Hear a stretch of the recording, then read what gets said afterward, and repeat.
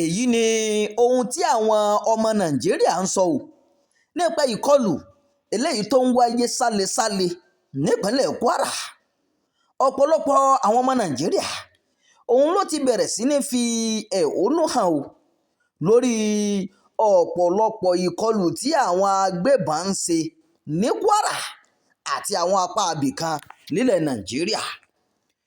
àwọn wo ni wọ́n fi ẹ̀hónú hàn? ẹ máa tẹ̀lé mi ká lọ.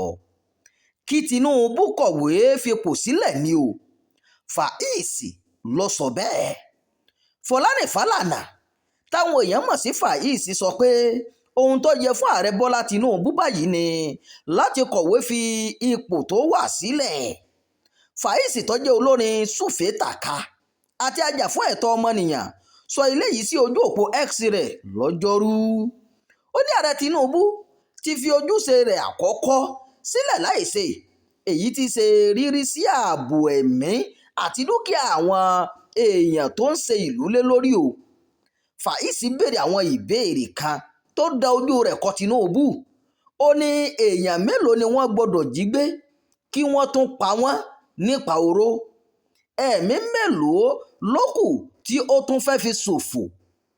ìran ọjọ́ iwájú mélòó ló tún fẹ́ parun nítorí àìkójú òṣùwọ̀n àti àìgbé ìgbésẹ̀ rẹ̀? gbogbo ìgbà ni òun jẹ́ kó yé wa pé kò wù ọ́ láti dáàbò bo ẹ̀mí àti àwọn dúkìá àwọn èèyàn, pẹ̀lú bí ó ṣe ń ṣe bí ẹni pé ọ̀rọ̀ náà kò kàn ọ́.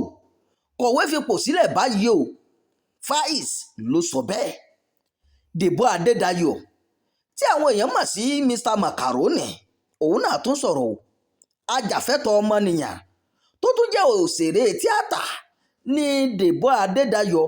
arákùnrin Macaroni ní àwọn èèyàn mọ ọ̀dọ́kùnrin náà sí.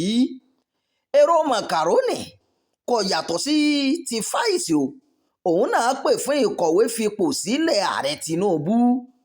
ọmọkùnrin yìí sọ lójú òpó X rẹ̀ pé wọ́n pa olórí ogun, wọ́n jí akẹ́kọ̀ọ́ rẹpẹtẹ kó lọ, wọ́n ti digun ja ṣọ́ọ̀ṣì síbẹ̀ bíi pé kò sí ìṣòro ni lójú ààrẹ. Mr Macaroni ní kí tinubu kúkú fi ipò ààrẹ sílẹ̀ o, gẹ́gẹ́ bí ààrẹ fúnra rẹ̀ ṣe ní kí Jonathan fipò sílẹ̀ lásìkò tí àwọn agbébọn ń ṣọṣẹ́ nígbà ìjọba rẹ̀. lára àwọn tó tún sọ̀rọ̀ ó ní Ìyábọ̀ Òjó, gbajúgbajà òṣèré tíátà nì.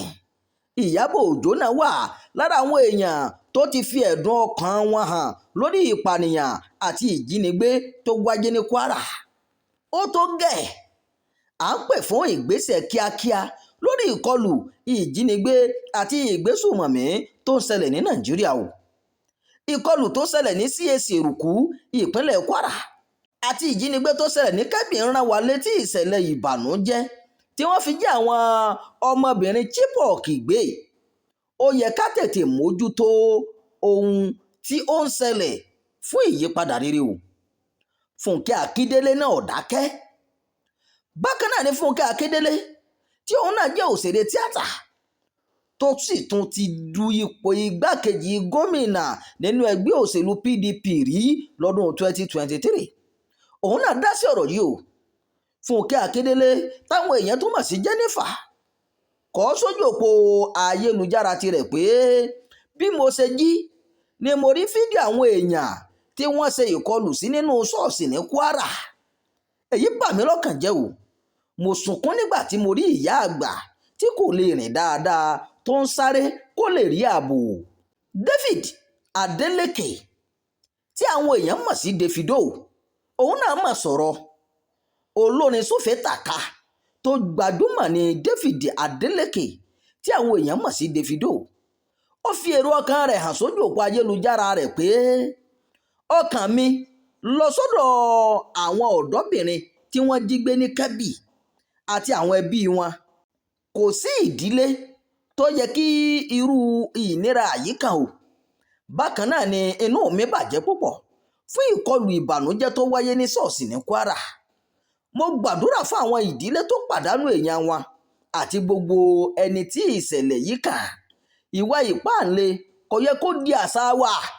Pásítọ̀ Matthew Ashimolowo náà sọ̀rọ̀ ní ti pásítọ̀ Matthew ti ìjọ KICC nínú fídíò kan tó fi léde. Ó yànnàná àwọn ìṣẹ̀lẹ̀ ìpànìyàn tó ti ṣẹlẹ̀ sí àwọn kìrìsìtẹ́nì lórílẹ̀‐èdè Nàìjíríà. Pásítọ̀ Matthew ní òun kò ní sọ pé ìpanirun genocide ló ń ṣẹlẹ̀ ní Nàìjíríà, ṣùgbọ́n gbogbo àwọn kìrìsìtẹ́nì tí wọ́n ti pa nítorí pé wọ́n jẹ́ kìrìsìtẹ́nì, àwọn tí wọ́n ti pa nítorí pé wọ́n jí ìhìnrere àti bẹ́ẹ̀ bẹ́ẹ̀ ló fún olóyè láti mọ ohun tó ń ṣẹlẹ̀ bóyá ìpanirun ni tàbí bẹ́ẹ̀ kọ́. Èrò aráàlú Nàìjíríà lórí àwọn rògbòdìyàn yìí kò tí ì dúró, bẹ́ẹ̀ ni àfikún ìròyìn sì ń tẹ̀síwájú pẹ̀lú. A ó máa fi kún bó bá ṣe ń lọ. Ìròyìn yàjóyàjó fún ti àkókò yìí kò ní jù báyìí lọ. Ẹ má gbàgbé láti darapọ̀ mọ́ ìkànnì Jígí Alára. Ẹ sọ̀scribe, ọ̀fẹ́ ni kì í ṣowó. Ẹ máa pín ká, ẹ máa fèròǹgbà yín sábàlá àríwísí o. Imam Abdulwaheed ló ti ń jábọ̀ ìròyìn.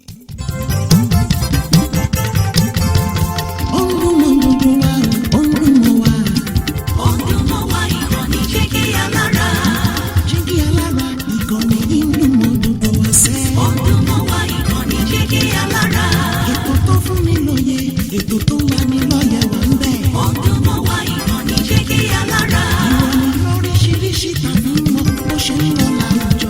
Ọdún mọ́ wá ìkànnì Jígí Alára. Ìkànnì Jígí Alára. Jígí Alára. Jígí Alára. Jígí Alára. Ìkànnì Jígí Alára 16 bàbá gbogbo.